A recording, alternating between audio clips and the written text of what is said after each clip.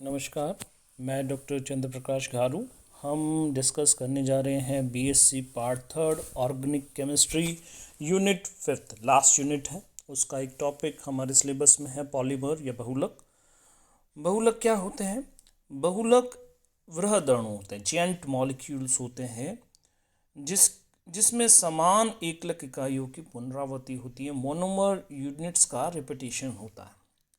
तो कंपाउंड्स जो है पॉलीमर कहलाते हैं। Long chain compound, high molecular mass के जो कंपाउंड होते हैं उनको पॉलीमर कहा जाता है। बहुलक निर्माण की प्रक्रिया बहुलीकरण कहलाती है। तो बहुलीकरण की बात हम करेंगे, polymerisation. It is a process of formation of polymer.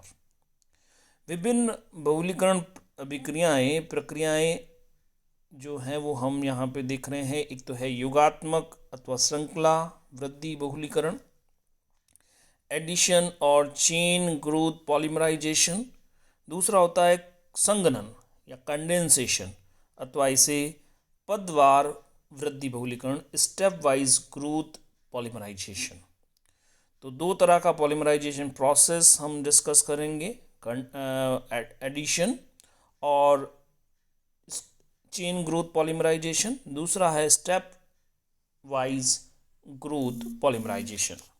तो सबसे पहला पॉलीमराइजेशन प्रोसेस जिसमें बहुलक का निर्माण होता है, बहुलक निर्माण का प्रक्रिया पॉलीमराइजेशन हम डिस्कस कर रहे हैं, योगात्मक अथवा श्रृंखला वृद्धि बहुलीकरण। इस बहुलीकरण की प्रक्रिया में द्विबंधी एकलक इकाइयाँ जो डबल बॉन्डेड मोनोमर यूनिट्स है वो आपस में जुड़कर बृहद बहुलक का निर्माण करती है, जेएंट पॉलीमर का निर्माण करती है। जैसे एथीन से पॉलीएथीन का निर्माण होता है या पॉलीथीन का निर्माण होता है। इस दौरान उदासीन अणु जो है वो उसका विलोपन नहीं होता, जैसे कि कंडेंसेशन रिएक्शन के अंदर होती है। यहाँ पे जो रिपीटेशन यूनिट्स होती है वो एक के बाद एक जुड़ती जाती है। कोई भी किसी न्यूट्रल मॉलिक्यूल का एलिमिनेशन यहाँ पर नहीं होता ड्यूरिंग द प्रोसेस। तो यहाँ पे इथीन से पॉलीथीन का फॉर्मेशन एक एग्जाम्पल है योगात्मक या चेन ग्रोथ पॉलीमराइजेशन का। योगात्मक बहुलीकरण की जो क्रियाविधि है वो हम देखते हैं कि किस किस मैकेनिज्म से चेन ग्रोथ पॉलीमराइजेशन या एडिशन पॉलीमराइजेशन होता है। तो उसमें सबसे पहला है मुक्त मूलक बहुलीकरण या फ्री रेडिकल पॉलीमराइजेशन। दूसरा है आयोनिक बहुलीकरण या आयोनिक पॉलीमराइजेशन। तीसरा है Ziegler Natta polymerisation, that is very important process, और जिगलर नाटा पॉलीमराइजेशन या जिगलर नाटा बहुलीकरण। सबसे पहली बात करते हैं हम मुक्त मूलक वाइनिल पॉलीमराइजेशन। वाइनिल बहुलीकरण में वाइनिल एकलक इकाइयाँ परस्पर जुड़कर बहुलक का निर्माण करती हैं। बहुलीकरण की प्रक्रिया या पॉलीमराइजेशन का जो प्रोसेस है वो फ्री रेडिकल मैकेनिज्म से कंप्लीट होता है। मुक्त मूलकों का निर्माण होता है ड्यूरिंग द प्रोसेस। इस क्रियाविधि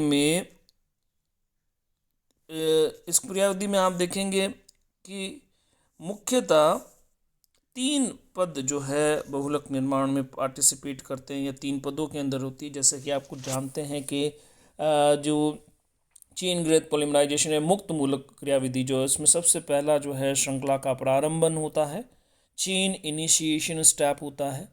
दूसरा श्रृंखला का संचलन होता है, प्रोपगेशन ऑफ चेन, और लास्ट में टर्मिनेशन होता है और समापन, श्रृंखला का समापन। तो सबसे पहला जो है चेन इनिशिएशन स्टेप या श्रृंखला प्रारंभन पद होता है। इस पद में पेरोक्साइड की उपस्थिति में क्या होता है? पेरोक्साइड की उपस्थिति में मुक्त मूलकों का निर्माण होता है। और पेरोक्साइड में आप जानते हैं कि समांश बंध विखंडन होता है। समांश बंध विखंडन यानी कि जो साजिद इलेक्ट्रॉन युग्म है वो एक एक डिवाइड हो जाता है। अनपेड इलेक्ट्रॉन जो है वो लिविंग यूनिट के साथ में अटैच रहता है और फ्री रेडिकल का फॉर्मेशन होता है। पेरोक्साइड में समांश बंध विखंडन द्वारा बेंजॉक्सी मुक्त मूलक का निर्माण होता है। बेंजॉक्सी मुक्त मूलक वाइनल एकलक इकाई पर आक्रमण करके नए मुक्त मूलक का निर्माण करता है। जैसे कि यहाँ पे बेंजॉक्सी कंपाउंड को लिया गया है, बेंजॉक्सी फ्री रेडिकल बन रहा है, यहाँ पे एल्कॉक्सी भी हो सकता है। तो यहाँ पे ये जो बेंजॉक्सी और एल्कॉक्सी फ्री रेडिकल बन रहा है ये वाइनल यूनिट के ऊपर अटैक करता है और यहाँ पर एक नया फ्री रेडिकल का फॉर्मेशन हो जाता है। तो इस प्रक्रिया के दौरान क्या होगा, इस तरह से बॉन्ड डिसोशिएशन होगा, समान संबंध विखंडन होगा। ये पाई बॉन्ड जो है उसमें समान संबंध विखंडन होगा, एक एक इलेक्ट्रॉन दोनों कार्बन के साथ आ जाएंगे। इस कार्बन के साथ में जो इलेक्ट्रॉन आया उसने इस पेरोक्साइड मुक्त मूलक के साथ में बेंजॉक्सी मुक्त मूलक के साथ में बॉन्ड का फॉर्मेशन कर लिया, जबकि इस कार्बन के ऊपर अनपेड इलेक्ट्रॉन प्रेजेंट है। इस तरह से एक नए फ्री रेडिकल का फॉर्मेशन यहाँ पर हो जाता है, मुक्त मूलक बनता है। दूसरा है चेन प्रोपगेशन स्टेप या श्रृंखला संचरण पद। श्रृंखला प्रारंभन पद में प्राप्त मुक्त मूलक, जो नया मुक्त मूलक बना था, वो नई एकलक इकाई पर आक्रमण करता है, यानी कि वाइनल यूनिट के ऊपर वो अटैक करेगा। प्रत्येक पद में प्राप्त नया मुक्त मूलक पुनः बार बार अटैक करता रहेगा नई एकलक इकाइयों पर, जिससे जिएंट साइज फ्री रेडिकल्स का फॉर्मेशन होगा। तो यहाँ पे अगेन एंड अगेन यहाँ पे अटैक होगा। जैसे ये एकलक यूनिट आपको मुक्त मूलक यूनिट आपको मिली, ये फ्री रेडिकल यूनिट आपका जो एकलक इकाई है उसके ऊपर यहाँ पे Cl होगा, उसके ऊपर ये अटैक करेगा, जिससे आपको फिर नया फ्री रेडिकल बनेगा। ये नया free radical free fresh unit के ऊपर अटैक करेगा और इस तरह से चेन बढ़ती जाएगी, लॉन्ग चेन का फॉर्मेशन यहाँ पर हो जाएगा। अब फाइनल स्टेप होता है श्रृंखला समापन पद, चेन टर्मिनेशन स्टेप। श्रृंखला का समापन दो विधियों से होता है, एक तो होता है युग्मन और कपलिंग, और दूसरा होता है असमानुपातन डिस्प्रपोर्शनेशन। दो मेथड है, युग्मन जिसे युग्मन या कपलिंग कहते हैं, दूसरा है डिस्प्रपोर्शनेशन असमानुपातन। तो सबसे पहला स्टेप हम बात करते हैं युग्मन की। युग्मन की जो प्रक्रिया है, इस विधि में बहुलक को दो श्रृंखलाएं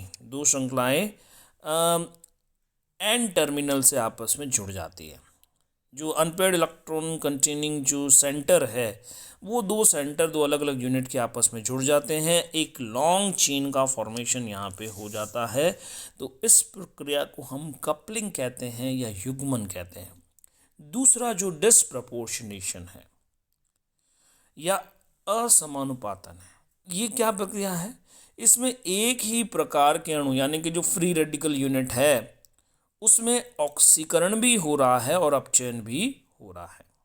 जैसे ये आपका फ्री रेडिकल यूनिट है, इस फ्री रेडिकल यूनिट में दो फ्री रेडिकल यूनिट में एक में से हाइड्रोजन फ्री रेडिकल निकलेगा, दूसरे पे जाके जुड़ जाएगा। तो जिसमें से हाइड्रोजन फ्री रेडिकल निकल रहा है, हाइड्रोजन का निकलना क्या होता है, ऑक्सीकरण, उसका ऑक्सीकरण हो रहा है, और जिस यूनिट के साथ में हाइड्रोजन फ्री रेडिकल जुड़ रहा है उसका क्या हो जाएगा, रिडक्शन।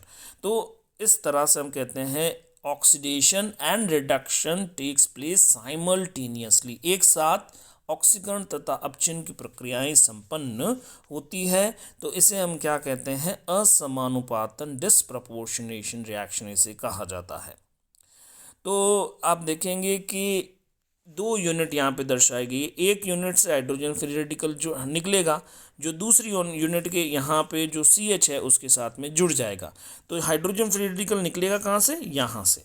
अल्फा हाइड्रोजन जो है वो हाइड्रोजन फ्री रेडिकल के रूप में जब एलिमिनेट होगा, तो यहाँ पे अनपेड, फर्स्ट यूनिट की मैं बात कर रहा हूँ, यहाँ पे अनपेड इलेक्ट्रॉन आ गया, यहाँ पे अनपेड इलेक्ट्रॉन आ गया। तो उस कंडीशन जैसे कि मैं यहाँ पे इसको डिस्कस करके बताता हूँ, ये CH2 यूनिट है और ये CH अनपेड इलेक्ट्रॉन प्रेजेंट है, ठीक है। अब क्या हुआ, यहाँ से हाइड्रोजन जो है, एक हाइड्रोजन निकला, जब एक हाइड्रोजन यहाँ से निकलेगा तो यहाँ पे एक अनपेड इलेक्ट्रॉन आ जाएगा, ये अनपेड इलेक्ट्रॉन इस अनपेड इलेक्ट्रॉन के साथ में बॉन्डिंग करेगा और डबल बॉन्ड का फॉर्मेशन हो जाएगा। तो फर्स्ट यूनिट के अंदर तो आपको जो है अनसैचुरेटेड कंपाउंड प्राप्त हो जाएगा। अब ये जो दूसरी यूनिट है, पहली यूनिट से जो हाइड्रोजन निकला यहाँ पे CH2 होगा, और दूसरी यूनिट ये हमारे पास है, वो हाइड्रोजन फ्री रेडिकल यहाँ पे आकर जुड़ जाएगा। तो ये किस में कन्वर्ट हो जाएगा, ये कन्वर्ट हो जाएगा, CH2 था, ये किस में कन्वर्ट हो जाएगा, CH3 में कन्वर्ट हो जाएगा। तो आपको एक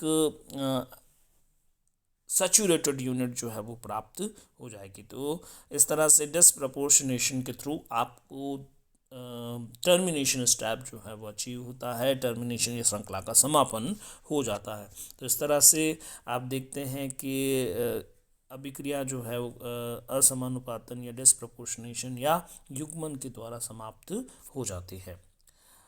दूसरा है ionic polymerisation. Ionic polymerisation but obvious, यहाँ पे आयंस का फॉर्मेशन होगा। आयंस में कैटायन या एनायन हो सकता है, तो उसमें सबसे पहली बात करते हैं हम कैटायनिक पॉलीमराइजेशन। कैटायनिक पॉलीमराइजेशन है but obvious carbon will carry positive charge, intermediate जो बनेगा। तो बहुलीकरण की इस प्रक्रिया में इलेक्ट्रॉन्स ने ही का आक्रमण होगा, जैसे सल्फ्यूरिक एसिड का प्रोटॉन अटैक कर रहा है, लुईस एसिड AlCl3 का अटैक हो रहा है। तो इसमें कैटायनिक स्पीसीज प्राप्त होती है। यह प्रक्रम भी 3 पदों में पूरा होता है: श्रृंखला का प्रारंभन, श्रृंखला का संचरण, श्रृंखला का समापन। श्रृंखला प्रारंभम, chain initiation, chain propagation and chain termination. तो सबसे पहले हम बात करते हैं श्रृंखला प्रारंभन, इनिशिएशन स्टेप। इस पद में इलेक्ट्रॉन्स ने के आक्रमण द्वारा कैटायन का निर्माण होता है। जैसे वहाँ पे फ्री रेडिकल बन रहा था, फिर वो फ्री रेडिकल अटैक कर रहा था, फ्री रेडिकल का फॉर्मेशन हो रहा था नया। यहाँ पे नए कैटायनिक यूनिट का फॉर्मेशन होगा by the attack of electrophile. Electrophile जो है वो वाइनल यूनिट के ऊपर अटैक करेगा और वाइनल यूनिट पे अटैक करने के साथ ही आपको स्पीसीज प्राप्त होगी, कैटायनिक स्पीसीज प्राप्त हो जाएगी। ये जो कैटायनिक यूनिट बनी, ये अब श्रृंखला संचरण पद में अटैक करेगा किस पे? एक फ्रेश यूनिट के ऊपर। और जब उसके ऊपर अटैक होगा तो अगेन नया कैटायन बनेगा। ये कैटायन फर्दर नई यूनिट के ऊपर अटैक करेगा और इस तरह से अगेन एंड अगेन ये नया बनने वाला कैटायनिक यूनिट जो है वो फ्रेश यूनिट के ऊपर अटैक करेगी और आपको एक जेंट मॉलिक्यूल कैटायनिक यूनिट जो है वो प्राप्त हो जाएगी। लास्ट स्टेप इसके अंदर रहेगा श्रृंखला का समापन। श्रृंखला का समापन में क्या होगा? आपका जो यूनिट है, जो कैटायनिक श्रृंखला में विलायक की उपस्थिति में विप्रोटोनीकरण द्वारा श्रृंखला का समापन होता है। यानी कि ये जो कैटायनिक यूनिट प्राप्त हो रही है, ये सॉल्वेंट जो आपका प्रेजेंट है, विलायक जैसे वाटर प्रेजेंट हो सकता है, इथेनॉल प्रेजेंट होता है, तो ये विलायक क्या करेगा? It will accept proton. ये प्रोटोन को एक्सेप्ट करेगा और यहाँ से अल्फा हाइड्रोजन जो है वो प्रोटोन के रूप में एलिमिनेट हो जाएगा। यहाँ पे नेगेटिव, यहाँ पे पॉजिटिव, डबल बॉन्ड यहाँ पे आपको प्राप्त हो जाएगा। इस कंडीशन में आपको क्या मिल जाएगा? डबल बॉन्डेड कंपाउंड या लॉन्ग चेन पॉलीमर जो है उसका फॉर्मेशन यहाँ पे हो जाएगा। तो इस तरह से हम देखते हैं कि कैटायनिक जो पॉलीमराइजेशन है that is also as similar as in free radical polymerisation. Next is anionic polymerisation. Anionic negatively charge species का फॉर्मेशन होगा।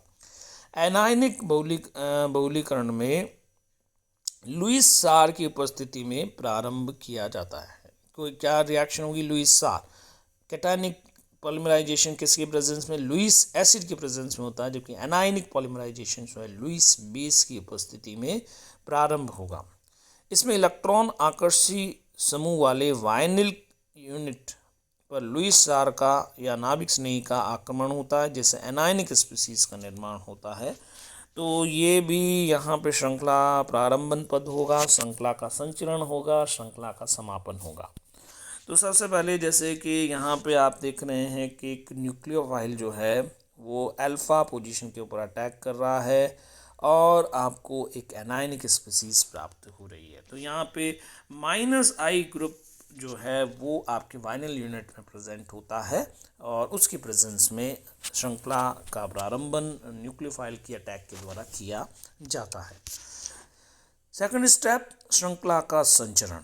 श्रृंखला का संचरण अब क्या होगा? ये जो आपको एनायनिक स्पीसीज मिली, ये एनायनिक यूनिट या फ्रेश यूनिट के ऊपर अटैक करेगी, जिससे आपको नया एनायन मिलेगा। ये फर्दर नई फ्रेश यूनिट के ऊपर अटैक करेगा और आपको फर्दर नया एनायन प्राप्त हो जाएगा। तो इस तरह से आप देखते हैं कि हर बार आपको एक नई एनायन यूनिट जो है वो प्राप्त हो जाती है और आपको जिएंट एनायनिक स्पीसीज आपको मिल जाएगी। एक वृहद एनायनिक स्पीसीज जो है वो आपको प्राप्त हो जाएगी। अब उसमें श्रृंखला का समापन होगा। श्रृंखला का समापन विलायक की उपस्थिति में प्रोटोनीकरण द्वारा होगा। जैसे कि आपने कैटायनिक स्पीसीज में विलायक जो है वो प्रोटोन को एब्स्ट्रैक्ट कर रहा था, यहाँ पे ये विलायक जो है वो प्रोटोन डोनर के रूप में एक्ट करेगा और वो प्रोटोन देने के साथ में वो H+ जो है CH- के साथ में जुड़ जाएगा और आपको स्पीसीज जो है वो प्राप्त होगी, पॉलीमर जो है वो प्राप्त हो जाएगा। तो इस तरह से पॉलीमराइजेशन की डिफरेंट स्टेप्स जो है उसके बारे में हमने बात की और कल की क्लास में हम आगे इसके बारे में डिस्कशन करेंगे। Thank you very much.